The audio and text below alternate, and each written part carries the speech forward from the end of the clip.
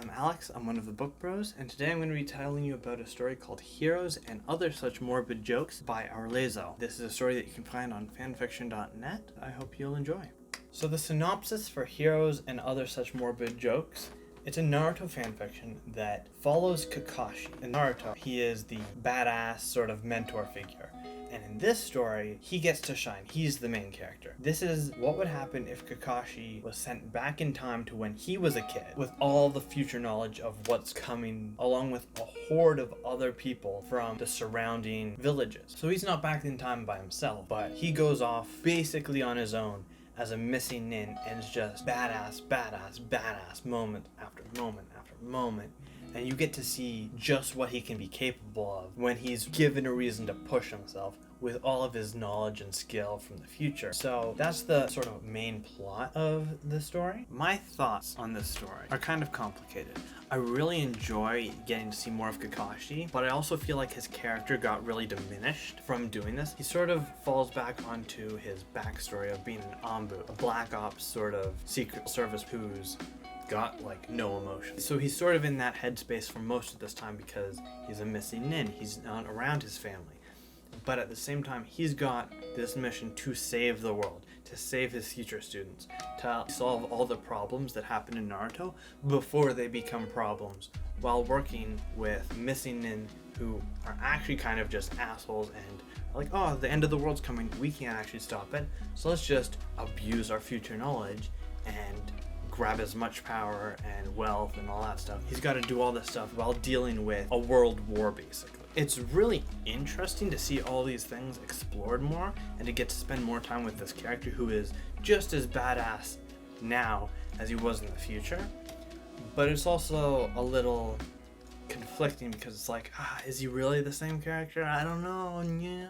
Because he gets some more character development, I guess. So my thoughts are a little conflicted, but it's generally a pretty good story that I would recommend. It's got a lot of funny moments in it. How would I rate this story? On the actual plot, it covers a lot of the plot holes from Naruto. There's lots of power scaling in Naruto. They have to go back in time and they have to use some non-overpowered characters to actually complete all these plot things. So the actual plot fills in a lot of those plot holes, so it's not actually that bad. I'd say it's a solid 3.5. The subplot, not really much of one. There's a little bit about his relationship with his dad, his relationship with the other characters like Jiraiya. That's there, but it's not very much explored either, so that's like a 2. The character development is very interesting. Like, as I was mentioning, I was conflicted over it because he's dealing with his child emotions, because he is literally a child in this, but he's also an adult, so he's trying to be his adult self yet still be a child. So it's just this very interesting dynamic that I've got mixed feelings on, but is definitely there. I'd give that like a 5 because it makes me feel lots of things. The writing is decent. I would give that a 4. There's no real issues that I've ever found. So I didn't notice any issues, but there might be some. So I'm gonna give that a 4, just to be cautious. In my opinion, it was a 5 in my experience, but I could be misremembering. The foreshadowing, not super much. Everything's sort of told because it's a time travel story. You sort of know what's gonna happen, so there's not a lot of foreshadowing per se.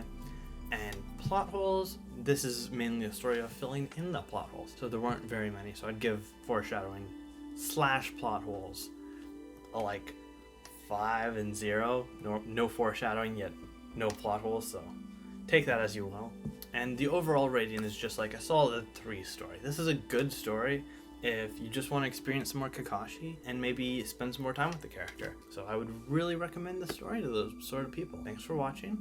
If you've got any comments, let me know. And I hope you have a great day.